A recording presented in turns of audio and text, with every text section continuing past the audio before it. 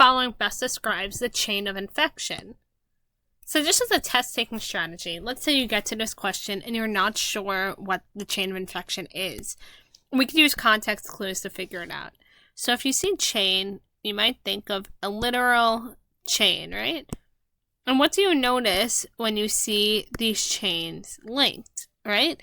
You're linked from one connected to the next, connected to the next, connected to the next.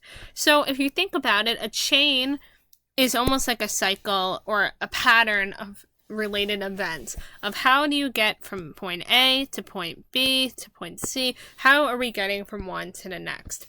And because you see chain of infection, it's not an actual chain, but a figurative chain of how did we get from one point to another within the infection. How do we get the infection from point A to point B? How do infections spread? So let's keep this in mind as we go through our answer choices. So option A says a sequence of events.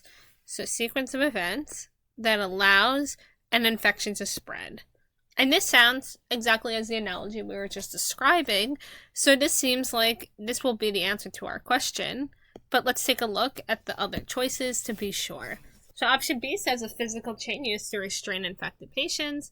That seems like a very creative answer choice, but no, this does not mean a chain of infection. That was just an answer that they put to try and trick you if you didn't remember what chain they're referring to.